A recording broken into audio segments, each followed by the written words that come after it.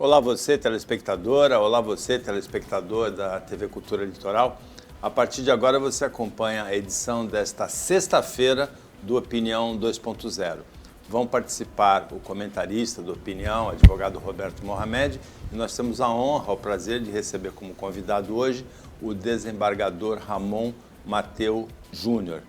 Quase tudo, acho que até a televisão, até programa de televisão está judicializado atualmente. Não é verdade, Mohamed? Apresenta o nosso convidado, mas ele pode falar sobre todos os temas, porque tudo está judicializado no Brasil, não é? Boa tarde. Boa tarde. Para nós é um prazer estar recebendo o Dr. Ramon aqui, porque ele, além de ser um desembargador santista, tem uma história de vida que é, na verdade, um exemplo, né? O Ramon sempre atendeu todo mundo. Nós já fizemos juntos tanto Notícias em Debate quanto Opinião na extinta TV Mar. É uma exceção, infelizmente, está se tornando cada vez mais raro. O Ramon atende todos os advogados que o procuram, já fazia isso como juiz de primeira instância. Sempre foi um exemplo de que o juiz não é um deus ou um semideus. Eu acho que essa é a principal característica que a gente espera daquele que julga. Ouvir todo mundo, estar aberto a conversar, justificar. Eu nunca vi uma sentença, uma decisão do Ramon que não tivesse fundamentação, que não pudesse ser discutida, ser arguída. Eu acho que isso é um exemplo. Pena que não é um exemplo hoje que constitui maioria. E o Ramon está ficando cada vez mais exceção no meio da regra. E eu queria começar por cima, depois a gente vai descendo. A gente tem vivido hoje, quando se fala dessa questão da judicialização, eu acho que o mais grave é a judicialização da política, através do STF.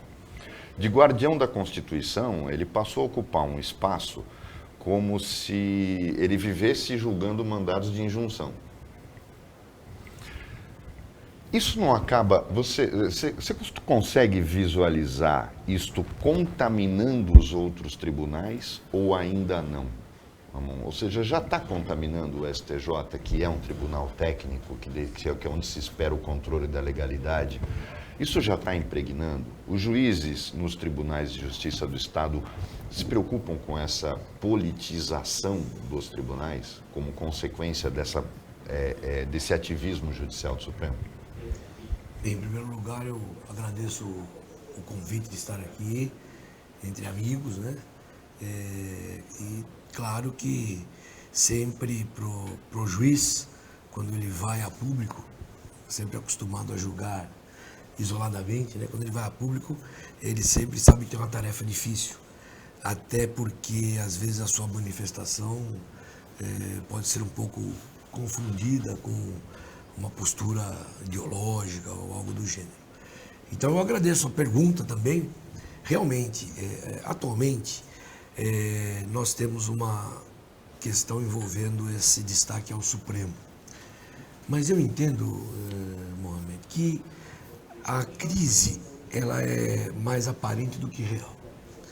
Me parece que há uma certa tendência de provocar esse acirramento. Porque se eu perguntar a você qual a decisão do Supremo que feriu a Constituição Federal e por ter ferido a Constituição Federal causou algum dano ao Executivo e o fez dolosamente, nós estaríamos então podendo falar de uma crise. Mas se eu perguntar qual a decisão do Supremo que feriu, eu dizia isso no tribunal outro dia, qual a decisão que feriu? Eu não sei. O que demonstra que o Supremo, em que pese não se pode agradar a todos, nem Jesus Cristo conseguiu essa façanha, ele tem decidido dentro das competências que a Constituição lhe entregou. Quando o Supremo determina que o governo não pode interceder no Estado para tais coisas, de repente, não é o Supremo que está criando a regra, está na Constituição. Ele apenas está interpretando a Constituição. Então eu estou entendendo, assim, ainda que possa estar errado, porque é uma opinião, que eu imagino que haja uma certa preocupação em acirrar uma animosidade. Por exemplo, o presidente chamar um ministro do Supremo de canalha, num discurso público. Isto fere, na minha concepção, a própria existência dos princípios republicanos, porque transcende a questão da governança. Me parece que entra num campo completamente estranho a esta convivência dos poderes, de modo que passa-se a entender que o Supremo é inimigo do governo, o governo é inimigo do Supremo. Então, esta visão me parece equivocada. Eu entendo que cada um cumpre a sua tarefa constitucional. Ramon, mais do que o acirramento que você citou, a gente percebe uma tentativa, e não é uma tentativa só no Brasil, mas principalmente no Brasil, a gente observou isso na Venezuela também, de retirada do crédito, descredibilização do Poder Judiciário, que começa no Supremo, mas que você sente que vai para o Judiciário todo, né? Veja, os tribunais estaduais, eles têm uma influência muito menor nisso, porque eles não têm a tarefa de guardião da Constituição. Trabalho do direito ordinário, cujo guardião da norma infraconstitucional é o Superior Tribunal de Justiça. O Supremo tem uma missão um tanto quanto mais difícil nesse aspecto, que é interpretar a Constituição. A nossa Constituição, ela é cheia de detalhes, ela de 88 para cá já sofreu várias emendas, então, de fato, no Brasil é complicado interpretar a Constituição. Mas o que eu entendo é que esse descrédito ao Poder Judiciário está vindo num momento em que se coloca em dúvida tudo. O poder, a Justiça Eleitoral não presta, o Supremo não presta, o STJ não presta. Então, tudo que acaba decidindo vira uma análise política. E isto denigre o Poder Judiciário de forma infundada. Eu pergunto a você, qual é a norma, qual é a decisão constitucional que o Supremo feriu a Constituição? Na minha opinião, nenhuma. Quando ele diz para o governo... Eu entendo que a dosimetria da pena ao deputado, até entendo que tenha sido exagerada. Mas está prevista na lei. Mas configura o crime. Mas está prevista na lei. O ministro não criou a lei. Ele aplicou o mínimo e o máximo da pena. Fez a dosimetria, como todos nós fazemos, pena, sai da pena base. É um deputado complicado, ele teve 27 violações do uso da tornozeleira, ele desdenha o Poder Judiciário. Tanto é que uma multa pesada agora, me parece, foi aplicada. E o que vem sopesar isso tudo, nas razões do presidente, quando ele dá o indulto, ele coloca que pela má interpretação da Constituição feita pelo Supremo. Ora, o indulto não é um mecanismo que é usado para rever decisões da justiça. Pelo contrário, por razões sociais relevantes, questões que cabe ao presidente analisar, porque é ato privativo dele, ele concede o indulto. Agora, quando ele coloca nas fundamentações, nos considerandos, que uma das causas que ele está dando indulto é porque o Supremo extrapolou, ou interpretou, a Constituição, a norma aplicada ao caso, aí me parece que não é a função do indulto. Então eu imagino que esta crise, ela está surgindo, talvez como que para provocar um ambiente de animosidade. A minha preocupação é por que isso? Por que se cria esse ambiente? Ontem, na Globo News, o Sardenberg colocou uma situação que é o que aparentemente está ocorrendo, de que o Bolsonaro estaria preparando um ambiente para o caso da sua derrota nas eleições.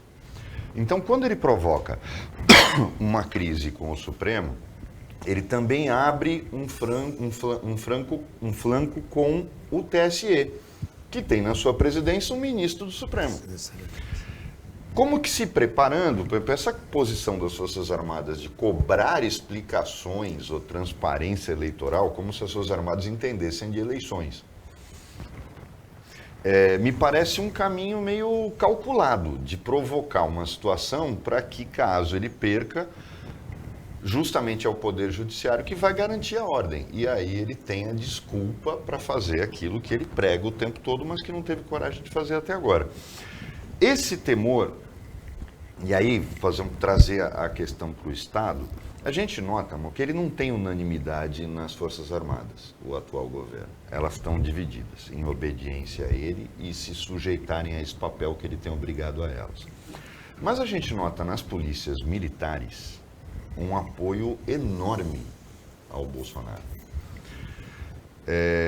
Já houve algum tipo de alerta nos tribunais para que a gente tenha um problema em relação a isso? Porque o Rodrigo Garcia, por exemplo, governador do estado, acabou de trocar o comando da Polícia Militar. E não é uma tradição. Já que ele era o vice-governador, ele também deu aval para a nomeação do coronel que estava lá, com o Dória. E eu vou citar um exemplo até, porque aí também te afasta do problema de ser no estado de São Paulo, que foi aquilo que aconteceu em Pernambuco, naquelas manifestações, quando a PM partiu para cima dos manifestantes, supostamente sem ordem do governador, ou descumprindo frontalmente a ordem do governador, que era de não atacar, de não intervir na manifestação. E a gente nota que a PM provocou a situação. Existe, na sua opinião, esse perigo de que, não conseguindo mobilizar as Forças Armadas, você sente que a PM, as polícias militares são um caldeirão que pode ser posto para ferver? Bom, primeira parte dessa pergunta eu responderia dizendo que esse é o meu medo, que haja esta situação de conflito para que se justifique alguma ação que extrapole os limites da legalidade. Nós vivemos num Estado democrático de direito e, portanto, é natural que o Poder Judiciário ocupe esta função de julgar sem medo. O ministro Alexandre Moraes está julgando sem medo, está agindo como juiz. Posso discordar do teor das decisões, mas a postura dele está sendo de juiz. Esta é a garantia que nós queremos do Poder Judiciário. Porque qualquer outra ação fora da eleição será evidentemente ilegal. E a minha preocupação também está quando os militares que extrapolam lá o que está no artigo 142 da Constituição, o que faz o poder, o que faz os militares, que não são poder, garantia a ordem, quando algum poder o chama para isso. Como chamaram para o Rio de Janeiro, para interceder e tal. Aí os generais, eles querem agora dar palpite sobre eleições.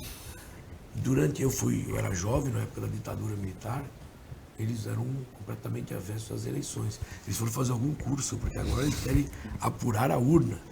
A urna eletrônica, por exemplo, que sempre foi, no Brasil, várias eleições, elegeu Dilma, elegeu Fernando Henrique, elegeu Bolsonaro, deputados de qualquer linha de pensamento, de repente ela é colocada em dúvida como se tudo fosse fruto de uma fraude, que nós vivêssemos como uma justiça eleitoral fosse conivente com fraudes para que eleja fulano ou beltrano. Isso me parece fora da realidade. E eu fico preocupado porque, de tanto falar nisso, as pessoas começam a acreditar. E isso é o ambiente que se precisaria para que, com base num grito desse da população, se tomasse alguma atitude contrária à ordem constitucional. Portanto, meu medo é esse. Quanto às polícias militares, eu acompanho de longe essa participação das PMs. E me parece que, veladamente, eu tive a impressão de que a polícia militar tinha dois comportamentos. Um comportamento para os manifestantes bolsonaristas e um comportamento para os manifestantes de outro pensamento. Isto me preocupou, porque dá a entender que a polícia militar, quando aceita flores e dá água para um manifestante e dá cacetada no outro, ela não está tendo a mesma postura com as duas partes. Até entendo que numa ação policial, de repente a polícia tem que ter um comportamento diferente diante de um ambiente hostil, não é? Talvez um morro, etc. e tal, e um ambiente que é menos hostil. Mas numa manifestação, a ordem tem que ser preservada, seja para um lado ou para o outro. E isto é que me causou espanto. Não acredito que as polícias militares possam, a parte do exército, fazer algum movimento. Porque a hierarquia militar é muito preservada, é o que justifica a organização exemplar do Exército Brasileiro, de todas as polícias militares. Então, eu não acredito que elas possam ser usadas para este intento. Posso me surpreender, mas eu não acredito. Eu penso que só agiriam se do lado do Exército nós tivéssemos uma postura surpreendente. Pode completar. Eu digo que eu temo só que esta ideia de que se o Bolsonaro não ganhar houve fraude, é isso que está acontecendo. Ou o Bolsonaro ganha ou é fraude. É esta a ideia que nós temos que diluir, porque ele pode não ganhar e não ter fraude. O Opinião 2.0 volta depois do intervalo, bem rapidinho.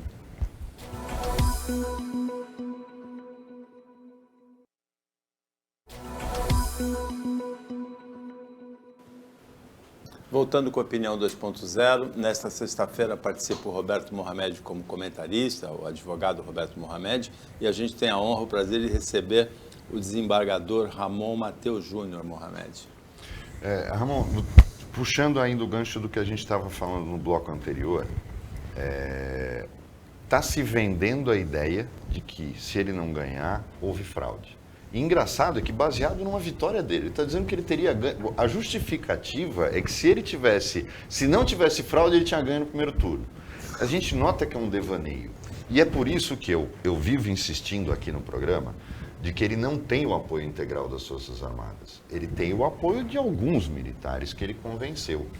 Mas tem um perigo que aí, por isso que eu falei aquela questão da PM, porque na base das Forças Armadas ele consegue contaminar e virar uma espécie de herói, ou seja, tenentes, capitães, sargentos.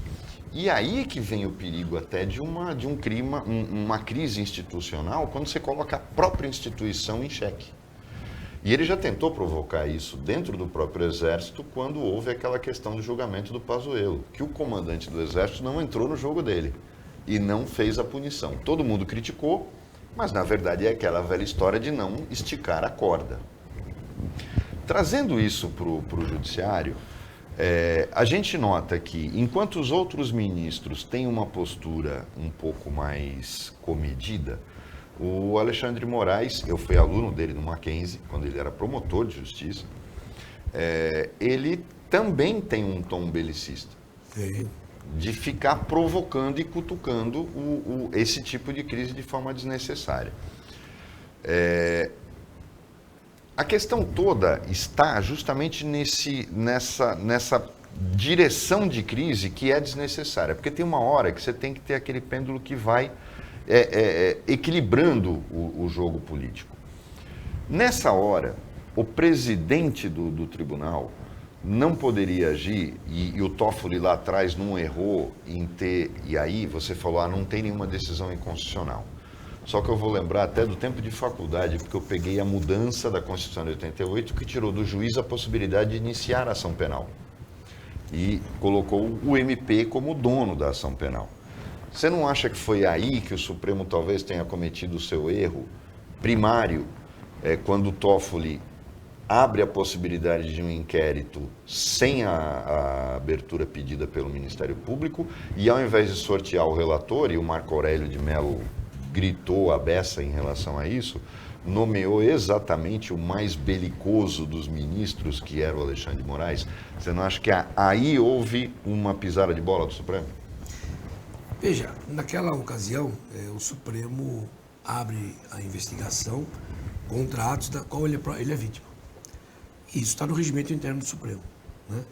Essa postura que nós tínhamos do juiz abrir a ação penal, não era o próprio delegado abrir a ação penal, na época da lei lá da contravenção.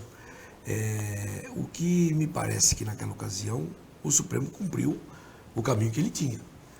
Nós enfrentamos hoje uma situação difícil, porque o Procurador-Geral da República virou um arquivador. Ao invés de, na dúvida, ele processar, como que atua o órgão do Ministério Público, ele mesmo na certeza ele está arquivando. Então isto gerou para o Supremo essa situação, que ele teve que manter, porque dentro do regimento interno ele tem essa postura, nomeou o juiz para presidir o inquérito e agiu. Não diria a revelia da Procuradoria-Geral, porque tudo foi comunicado ao Procurador-Geral. Quem então apresentou a denúncia foi a PGR. Depois foi a PGR. Mas eu digo que ele, se deixasse como estava, né, o nosso procurador-geral, realmente, diante de uma polêmica dessa, onde o Ministério Público teria que agir, ele sai de cena. Por isso, talvez até que se tenha esse embate do Executivo com o Judiciário, porque o Ministério Público, enquanto órgão do Executivo, com as relevantes funções que tem, deveria agir. Esse embate deveria estar entre o Procurador-Geral e o Presidente. É que o Presidente nomeia o Procurador-Geral. E não, no governo Bolsonaro, essas nomeações não são de forma tão independente. Me parece até, agora mesmo, o ministro Cássio Nunes mas o André, que é de André Santos até, Mendonça votou a favor da condenação do deputado. Só reduziu a pena. Só reduziu a pena.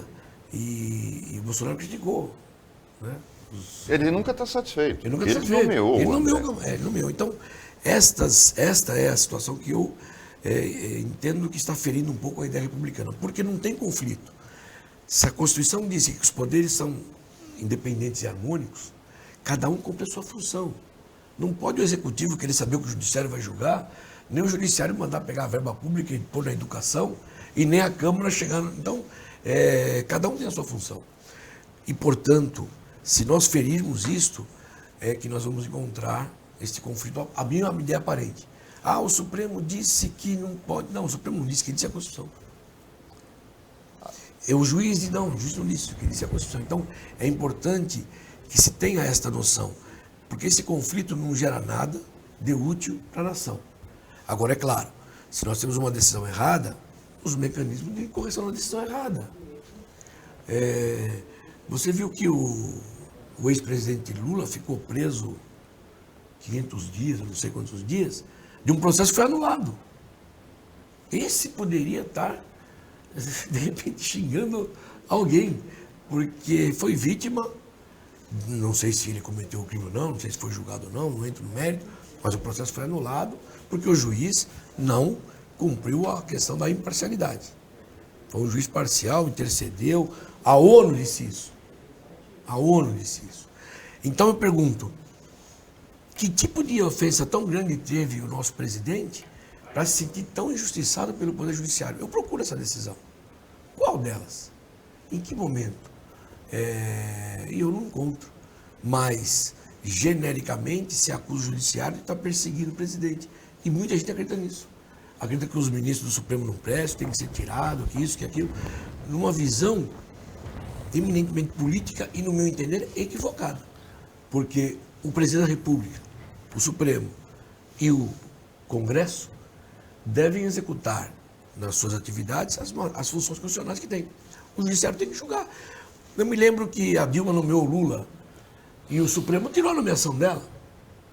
Feriu o princípio da pessoalidade. Como esse decreto do indulto feriu a pessoalidade.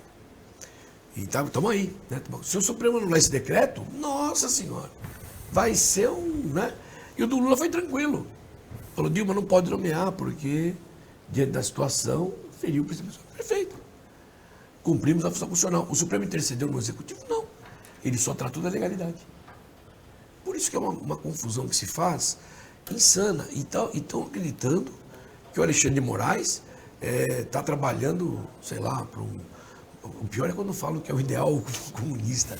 Aí eu fico mais preocupado. A última coisa que ele é comunista. Que ideia é essa aí? Nem eu sei o que é isso, porque eu já li no livro do Marx, mas nunca viveu em nenhum lugar do mundo aquele comunismo. É que foi um inimigo criado. Mas, enfim, tudo que acontece, que gera este conflito e gera esse descrédito, cria este ambiente preocupante. Porque qual é a ideia? Perdi, houve fraude, vamos dar um golpe. Isso aí. Agora, você tocou num ponto importante, que é esse da nomeação. Você citou a nomeação tanto do Procurador-Geral da República como de um ministro do Supremo. A gente deveria repensar esses critérios de indicação dos ministros do Supremo e do Procurador-Geral da República, o chefe do Ministério Público? Nós poderíamos fazer uma reflexão sobre isso. Claro que os ministros das cortes superiores do mundo inteiro são indicados pelo presidente e aprovados pelo Congresso, que é uma forma do povo participar dessa composição. Né? Elegeu o presidente e elegeu o Congresso que vai sabatiná-lo, participou. Mas, e também entender que um presidente que tem uma versão determinada política, no meio de pessoas que têm essa versão, também é normal. É assim que viveu o Supremo, né? É claro que depois lá, como magistrado, ele tem que ter essa independência, como tem os ministros do Supremo. O que acontece com o Procurador-Geral é que ele não tem essa garantia, né? É substituível, trocável, manipulável. Então, me parece mais importante que a designação do Procurador-Geral da República seja de forma a garanti-lo independência na sua atuação, porque é dali que nasce o grande fiscal, é o Procurador-Geral. E todo o Ministério Público Federal, como é o Procurador-Geral dos Estados, com todo o Ministério Público Estadual. E se criarmos uma outra forma de nomeação no Ministério Supremo, vamos respeitá-lo. O importante é saber que hoje esta é a regra. Enquanto não mudar a Constituição, eles estão lá legitimamente designados e nomeados. E não se adianta depois nomear e falar, esse ministro foi o fulano, esse ministro foi o ciclano, esse ministro foi o beltrano, porque doravante eles têm a função de decidir juntos. São 12. Então, 11. E são 11 ministros que nós temos a condição de dizer, a partir do momento que eles estão lá, não podem mais ser removidos, eles têm... Até podem, teve a PEC da Bengala, né? Mas aí foi aí por causa que aumentaram o tempo... De 70 para 75. Tiraram da Dilma o poder dela nomear mais 3, então foram para 75. Eu ganhei mais 5 anos na carreira e agora querem tirar de novo. Casuístico. Agora, nos Estados Unidos é vitalício, até a morte, não é? Nos Estados Unidos na Suprema Corte, a Suprema Corte é vitalícia. Teve um episódio recente em que o Biden pressionou o ministro da Suprema Corte a pedir aposentadoria para nomear outro, né? E cumprir uma promessa de campanha. O Biden agora. Na verdade, lá, nós também tivemos algo parecido com a derrota do Trump. A invasão do Capitólio foi um exemplo disso. Isso. É uma onda que nós temos de uma espécie de, diríamos, uma extrema-direita, né? Um conservadorismo exacerbante e que se plantou, de repente, em vários países. Mas eu acho que a democracia, a virtude, né, aristotélica, ela nos levará sempre a um caminho de equacionamento dessa situação. O que não é possível é nós estarmos num Estado que todo dia nós temos um conflito, todo dia nós temos uma reclamação, vamos dizer assim, da presidência, que coloca tudo em dúvida. Isso eu acho que fere a República. Eu vou fazer uma pergunta agora, para a gente encerrar o bloco, para depois a gente poder entrar no tribunal. Eu não sei se isso tem chamado a sua atenção. No governo Dilma, já na verdade, o final do governo Lula e do governo Dilma, o CNJ tinha assim um protagonismo imenso. O Bolsonaro, com essa postura de conflito com o judiciário, podia ter se valido do CNJ para incentivar essa campanha de descrédito. Mas eu notei uma coisa, o CNJ está esvaziado. Ninguém fala nele, parece que ele está de férias coletivas desde o início da pandemia. Vocês têm observado esse low profile do CNJ, de estar absolutamente em silêncio, não ser provocado para nada e não se manifestar sobre nada quando o jogo está pegando fogo entre o judiciário e o executivo? Eu tenho observado o seguinte: nestes últimos anos, 2, 3 anos, acabaram-se as investigações. Não se investiga mais nada. Houve uma espécie de esvaziamento das atitudes, da ação da Polícia Federal. Da mesma forma, refletiu um pouco no CNJ. Claro que o CNJ, pela forma como ele foi admitido na nossa Constituição, ele traz a possibilidade de que se corrijam desvios do magistrado fora da sua atividade jurisdicional. Isso é importante. Mas, quanto à questão de politização da decisão judicial, esta questão é mais séria, porque extrapolaria o CNJ. Quando nós publicizamos ou politizamos a toga, isso é uma preocupação séria. Então, se nós tivéssemos um magistrado que no exercício de suas funções estivesse sendo conivente com situações que extrapolariam seus deveres da execução, né, do cumprimento da lei, isso me preocupava. Agora, quando eu tenho um juiz que está decidindo, não sozinho, com a maioria, no plenário, questões que envolvam atos do governo ou atos ligados à Constituição, a mim parece que nem o CNJ poderia interceder. Por quê? Porque é um exercício da atividade jurisdicional. Eu acho que, e não quero entrar no achismo, né? Deixar esses poderes trabalharem, nós vamos encontrar o caminho normal das coisas. Mas a coisa poderia estar bem pior se o Bolsonaro tivesse notado a possibilidade de usar politicamente o CNJ. Podia estar, Isso é que, na verdade, o presidente não tem participação na eleição do CNJ. Mas ele escolhe conselheiros que poderiam botar fogo no barraco. Mas os conselheiros são indicados pelos tribunais, pelo próprio CNJ. Então, podia haver uma interferência, porque o poder do presidente é muito grande, né? Eu acredito que piorar mais do que já está ia ser difícil. Opinião volta depois do intervalo, rapidinho.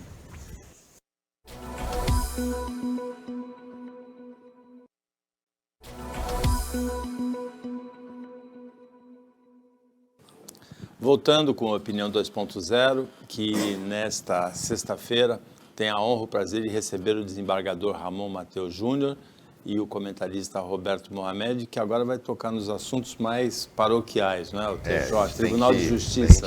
A gente deu uma colher de chá para o desembargador, mas agora vai ter que falar sobre São Paulo. Então, dois pontos. A gente vai começar pela questão da autonomia financeira. Existe um exemplo que é dado, aqueles que são a favor da autonomia financeira dos tribunais, dão sempre o exemplo do Tribunal de Justiça do Rio de Janeiro, que foi o primeiro a ser informatizado, mas tem o lado contrário. Todo mundo a coloca como exemplo positivo, esquecendo que aos usuários do Poder Judiciário, que não é, todo mundo acha que o usuário do Poder Judiciário é o advogado, não é, são as pessoas. Advogar no Rio é praticamente impossível para pobre, porque justiça gratuita lá tem que ter atestado até de hemorroidas, senão não consegue. Cobra-se taxa sobre tudo, justamente por quê? Porque com a autonomia financeira vem a necessidade de equilibrar o caixa. Um aumento de despesa só pode vir se aumentar a receita do tribunal, que não pode mais socorrer do orçamento estadual, porque ele recebe todos os recursos. Chegaram a fazer uns levantamentos em São Paulo, e eu sempre desconfiei desses levantamentos, porque o que a gente viu no Rio, quando se aumentaram as custas, quando se fez tudo isso, foi justamente que chegaram à conclusão que a autonomia não foi uma boa, porque faltava dinheiro. Em São Paulo, se fala muito em autonomia, por ser o maior tribunal do Brasil. Eu acho que talvez seja um dos maiores tribunais do mundo, pelo número de desembargadores. Já se fez algum levantamento? E por isso que a coisa não avança, falei, olha, o dinheiro que a gente recebe diretamente não dá, então é melhor continuar como está e a gente recebendo do orçamento estadual. Ou realmente é o executivo que não quer abrir mão de ter um pouco de controle sobre o orçamento do Poder Judiciário? Bom, é uma questão complicada, porque eu acredito que a situação está no aspecto político. O dinheiro arrecadado com custos processuais do Estado de São Paulo é muito grande. Paga o tribunal? Nossa, tranquilamente. Porque da federação, nós somos o Estado que tem mais ações. Se nós olharmos as ações que estão no Superior Tribunal de Justiça hoje, quase 60% é de São Paulo, 40% do resto do Brasil. Então imagine o que não significa a entrada de custas iniciais, de execução, finais, para os cofres públicos. E por isso eu acredito que o governo executivo faz uma pressão porque não quer perder este bolo. ainda que ele tenha um orçamento grande no Poder Judiciário de São Paulo, porque é o maior tribunal da América, com certeza, quiçá do mundo, não tenho esse dado, mas acho difícil algum tribunal ter 320 desembargadores, dividido em 3 enormes seções, e todos assoberbados de trabalho. Então eu estou imaginando que o Poder Executivo não quer perder essa fatia do bolo, que é uma verba que entra com uma certa liberdade orçamentária e portanto, há um viés contrário político. O Rio está, claro, aquém de São Paulo nesse aspecto, mas ele conseguiu essa independência, toda a verba retorna para o Judiciário, que acaba tendo, então, esse gerenciamento da verba para pagar magistrados, funcionários. É legislação estadual? Estadual. Né? Então, me parece que eles deram esse exemplo. Claro que com isso vem outras responsabilidades. A presidência do tribunal acaba tendo também responsabilidades maiores no tocante ao recebimento da verba que vem diretamente desses, de modo geral, tributos que são recolhidos. Não acredito que seja a solução, porque eu penso que mesmo o judiciário recebendo essa verba, teria que ter uma estrutura muito aparelhada e teria que se preparar para isso, para direcioná-la a vários setores. Hoje o Poder Judiciário precisa de carro, ele pede a verba, faz a licitação, etc. Doravante ele teria essa independência. Mas, com certeza, nós teríamos que ter uma legislação contendo esses gastos a nível nacional de todos os tribunais. Senão nós poderíamos ter juízes ganhando mais do que outros e tal, e isso não seria salutar na visão republicana do Poder Judiciário. Ramon, você tocou na questão dos salários dos juízes, né, dessa igualdade ou desigualdade de salários dos embargadores. O judiciário é acusado de ter se tornado uma casta no funcionalismo público do Brasil, em função de salários até acima do limite constitucional, que é o do ministro do Supremo. Como que vocês veem essa questão? Bom, em primeiro lugar, realmente o nosso salário está atrelado ao ministro Supremo. O desembargador ganha 5% a menos do que ganha o ministro Supremo, o juiz de primeiro grau de entrância final 10% a menos, e assim sucessivamente. Claro que nós temos situações de pessoas que ganham mais, mas não do salário. Ele ganha mais por situações decorrentes de verbas devidas que não foram pagas, indenizações